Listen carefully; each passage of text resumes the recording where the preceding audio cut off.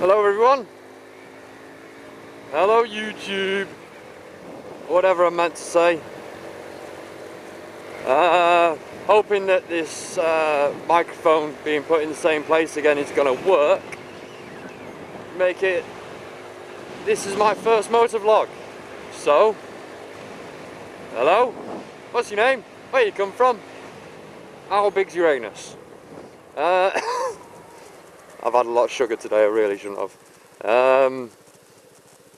But yeah, I'm Type 1 John, and welcome to my channel. If I have an intro, yeah, if I've bothered making one yet, it'll be about now. It wasn't there, one there, was it? No, there wasn't. Right. So, a bit about me. My name's John, as you might be able to tell. I'm 23 from Manchester, England, Manchester, not American Manchester, because Americans can't come up with their own city names. Mrs. ain't going to be happy with me for that one. But yeah, I'm from Manchester. I feel as old as I look, which if you ever see my face, I look pretty fucking old. I ride a generic Works 125. But if you ever look at it, you won't be able to say that because it's been customised, fully customised by moi, because I am awesome. Yes. Don't you dare turn. That's right, little bastard. Right. I just hate that junction. People tend to pull out on you there for no apparent reason. Currently, it is about 9 o'clock at the end, on the end of a reasonably nice day, actually. I'm going past to a place where I used to work right now called the Biker's Warehouse. Very nice place, because I am, during the week, a volunteer at the moment, sadly. Volunteer motorcycle mechanic, training sort of thing. Keeping my hand on the ratchet after I finish training working on cars, which is rather weird. But my paid job, sadly, is part-time, working in a cocktail bar as a barback, which is possibly one of the shittiest jobs I've ever had.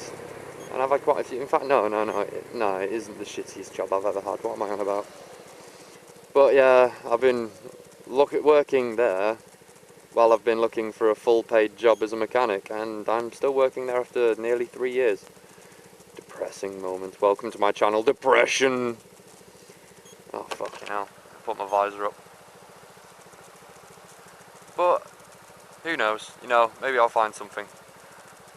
But I'm starting a YouTube channel with next to no money. I'm doing it proper ghetto style, to be honest. I mean, I know some people have got cameras worth anywhere up to £350, maybe even £4, I don't know. My entire setup altogether has cost 150 quid. Which does me, you know, it does me. I'm not going to be making very big videos, very long videos. Maybe I will in the future if my channel picks up a bit, but at the moment, I'm pretty damn sure I'm not going to have many like views. Fucking hell. What was that? Looked like a very poorly YBR. Put my visor down so I don't deafen das microphone. Nice ass! And obviously, with this being my first vlog, you can predict that the editing is either going to be non-existent or very shoddy. Don't you dare, mate. But yeah, obviously a little bit more about myself. I live in Manchester, 23, rah, shit jobs, depression. I've been riding a bike now for, God, coming on 4 years. About that. I used to have a chopper. Alright mate, just talking. Come on, I want to get going here. Yeah, I've been riding for about 4 years. My first bike was a not Hyundai, what the fuck am I on about?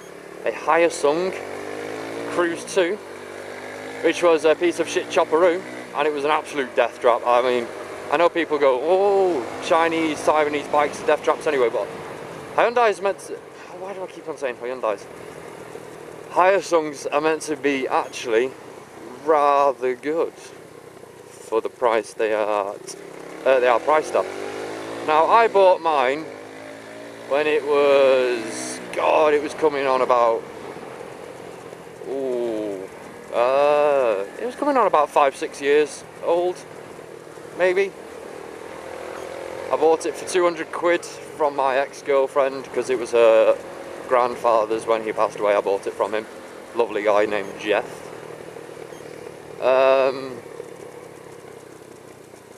Yeah, he was a nice guy, but chopper off him after he sadly passed away.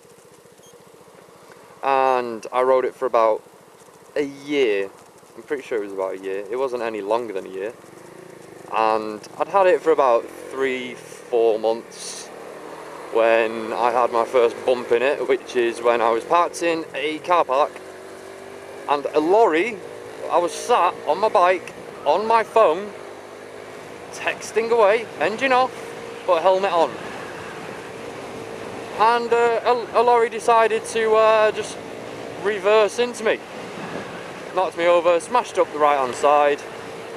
That was as good as that got. Will this guy get off my arse? Yeah, I'd fucking back off as well, mate. Still right on my arse. What a dick. Yeah, and I had it for I don't know, about a month longer. Then it got nicked by some scroats that live around my area. Found out who they were. Yeah, they nicked out my back garden, and it was quite odd that, because I was bored that day, so I had about a half tank, 3/4 of a tank, and I thought, you know what, I'm going to go for a ride up Southport. So I went all the way up to Southport from Manchester on the back roads up through Chorley and all that stuff, all the long way round. And I got up there, and I remember I got to Southport and I literally got off the bike, I had a cig, looked around, I was freezing cold and I had a numb arse, and I thought, well, that's that then. So I got back on the bike and rode all the way back. And I got lost on the way back, so it took me forever to find my way home. I literally coughed out of fuel on like as I got into my back garden, I coughed out of fuel. So lucky. Chained up the bike, and I thought, you know what, I ain't even going to have enough fuel to get to the petrol garage down the road tomorrow. I'm going to have to push it. Went inside, sat down, and I must have been home for about 2 hours. And it was about 10:30. Oh. Your mum walks in. John, what are you doing home? What do you mean, what am I doing home? Your bike's gone. No, I parked my bike in the back garden, Mum. No, it's gone, John. It's not there. Run out and fucking gone. A couple of scroats had, like, not even a noise, not even the dog or the dog next door barked, and the dog next door fucking barks whenever you fart. It'll hear it and start barking. It's insane. It's really annoying as well. It drives me mental, that dog. Yeah, drives me fucking mental. Moon! Don't know if you can see that. So yeah, I got nicked, and then I had it for a few more months after that. And when I say death trap, I mean the rear suspension had gone, the front suspension, the fork seals had gone, and there was no oil left in them, but I didn't have any money to fix any of the problems what I'm about to describe to you. The Regurec was on its last legs. There was no ignition barrel. I had a little block, I had a wire block with a few wires in the back of it, which I fitted onto a corresponding wire block, and basically that I had to hot wire my own motorbike whenever I went anywhere, because, well, there was no key. Well, there was a key, but there was no hole. Base bit was gone. Whoop, no, nothing. So I had to kick it over whenever I wanted to go anywhere. That's the only reason why it would start, because if it was an electric start with the reg direct being on its last legs, it wouldn't have started. The lights, now if I was going to drive at night, I would have to kick over the bike and leave it for about 2 to 5 minutes, depending on how cold it was, before I could use the lights of the indicators, because there wasn't enough power to turn them on. And if I was riding at night and I had a headlight on, I couldn't use an indicator when I had one because they broke off. I couldn't use the indicator because whenever the indicator came on, the headlight went off. I mean, and there's so many more problems that was with that bike. I was glad to see the back of it. I mean, it only cost, I only sold it for 80 quid, but I bought it for 200. I rode it in every weather conceivable.